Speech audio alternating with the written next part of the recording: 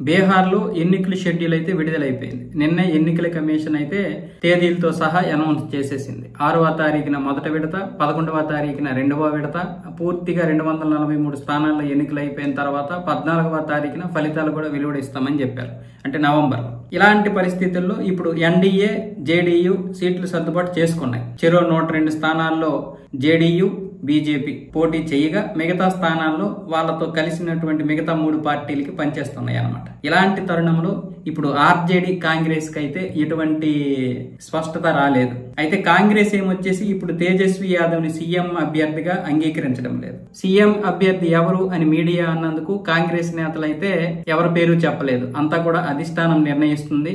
మొత్తం ఆర్జేడీ, కాంగ్రెస్ కలిసి సీఎం ఎవరనేది నిర్ణయిస్తాయని చెప్తున్నారు. అయితే తేజస్వి యాదవే సీఎం అని అందరూ అనుకుంటున్నారు. కానీ జేడీయూ నుంచి మాత్రమే ఆయన సీఎం అభ్యర్థి, కాంగ్రెస్ తరఫున కాదు. కాబట్టి ఇప్పుడు కలిసి పోటీ చేస్తున్నాయి కాబట్టి అన్ని పార్టీలు కలిసి నిర్ణయం తీసుకుంటాయి అనేది ఇప్పుడు కాంగ్రెస్ చెబుతున్నటువంటి మాట.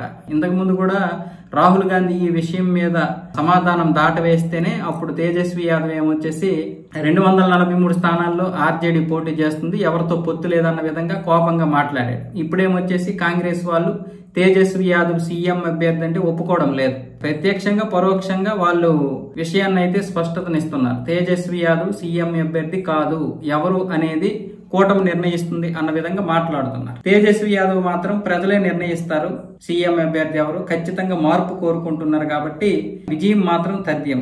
ఎవరు అన్నది అందరికీ తెలుసు, ఇక నా పేరు చెప్పాల్సిన అవసరం ఏముంది అన్న విధంగా చెప్తున్నాడు తేజస్వి యాదవ్. 2020లో కూడా కాంగ్రెస్, ఆర్జేడీ, సిపిఎం, ఎంఎల్ మిగతా అందరూ కలిసి పోటీ చేశారు. అప్పుడేమొచ్చేసి 144 స్థానాల్లో ఆర్జేడీ పోటీ చేసింది. అప్పుడు కూడా తేజస్వి యాదవే పార్టీని ముందుకు తీసుకెళ్తే 75 స్థానాల్లో గెలిపించాడు.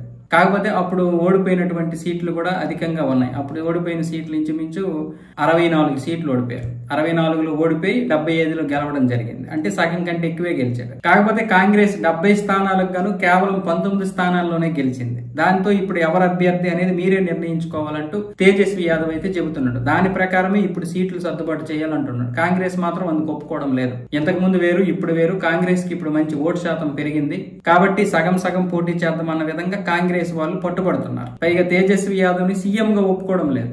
అందుకే ఇప్పుడు తేజస్వి యాదవ్ బయటికి రాలేడు, లోపల ఉండలేకపోతున్నాడు.